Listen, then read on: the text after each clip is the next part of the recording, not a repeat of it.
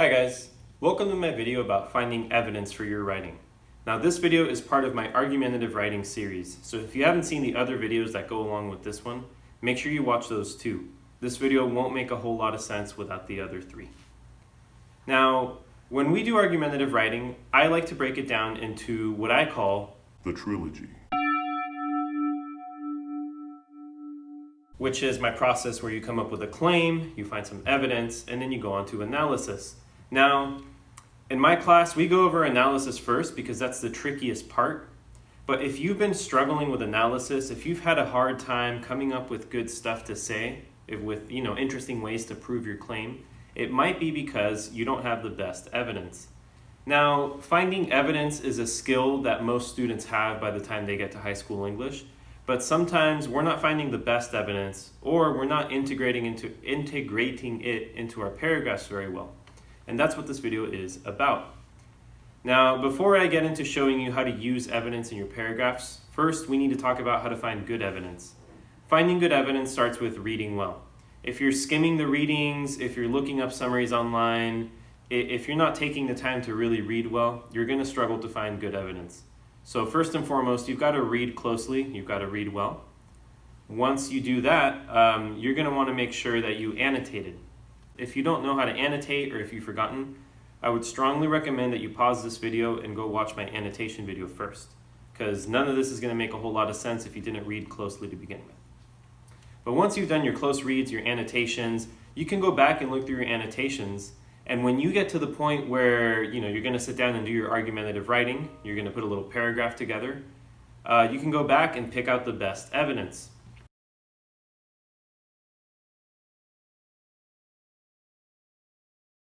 So once you have your claim, you pick the best quotes that you have. And once you have those quotes, it's not enough to just drop them into a paragraph.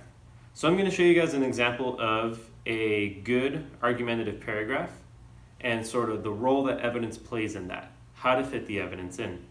So let's check that out. Here is an example paragraph I wrote about Frederick Douglass. If you're in my English 11 class, we just finished reading his speech called "What to the Slave is the 4th of July." Frederick Douglass believes that the United States is hypocritical because not everyone in our country is free to the same degree. That's our claim, so I'm going to go ahead and highlight that. We're going to color code this.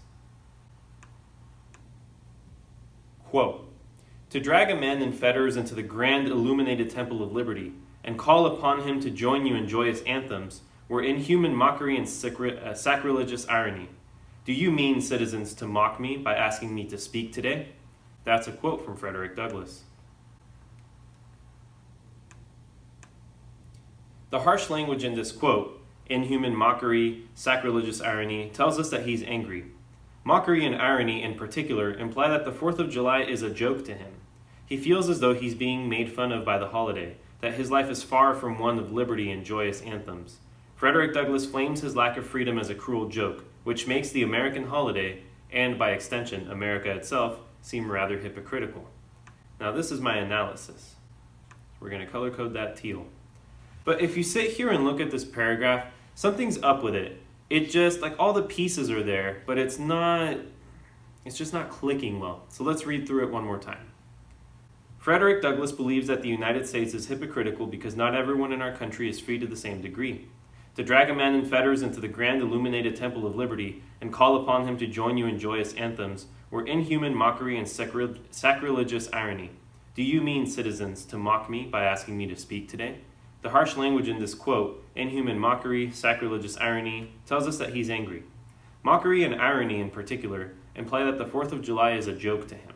He feels as though he is being made fun of by the holiday, that his life is far from one of liberty and joyous anthems. Frederick Douglass frames his lack of freedom as a cruel joke, which makes the American holiday, and by extension America itself, seem rather hypocritical. By the end of the paragraph, you understand what I'm telling you. You understand that I've just given you a quote and some analysis, but that first half of the paragraph, as a reader, you're probably a little bit confused. And that's for one very simple reason. It's because I didn't introduce the quote properly. Now, in this example, what I did is I dropped the quote in. It's a drop quote, and you never want to drop a quote. What's going to happen is your reader's going to start reading, and they'll read your claim, and then suddenly there's a quote in their face, and they're going to be like, what? What am I reading? Where did this come from? And so that is where transition sentences come in. Now, transitional sentences don't need to be anything fancy. I've given you here some sentence frames, and I'll go ahead and leave them on the screen for just a second in case you want to pause the video and take a look. But basically, all you're doing is saying, in blank, the narrator says blank. It's just a real simple, just so your reader isn't confused by a quote that comes out of nowhere.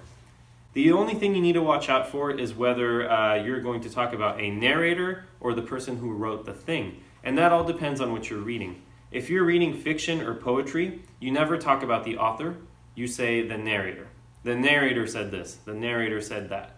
Because we always try to separate the narrator from the author. They're not always the same.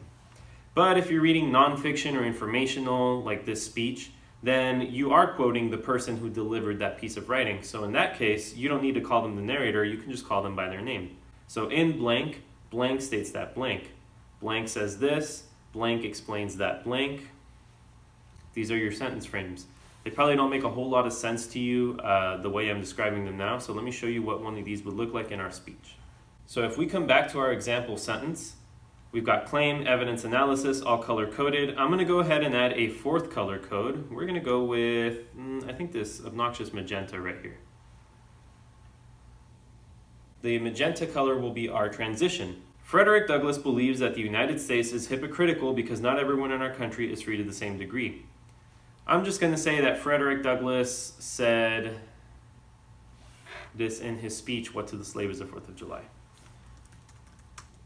In his speech, comma, what to the slave is the 4th of July, comma, Douglass states, comma, and then we go into the quote. Now go ahead and let me color code that. And now let's go ahead and read it back. Frederick Douglass believes that the United States is hypocritical because not everyone in our country is free to the same degree. In his speech, What to the Slave is the 4th of July, Douglass states, to drag a man in fetters into the grand illuminated temple of liberty, da-di-da-di-da, it goes on, you know the paragraph by this point. This makes a lot more sense, you guys, because now your reader isn't going to just, come up on this quote and be like, wait, what? What was that quotation? What are they quoting? You just very briefly explained what that quote is, you did a little transition, you kind of ease your reader into the quote. So super simple, don't overthink it, use the sentence frames.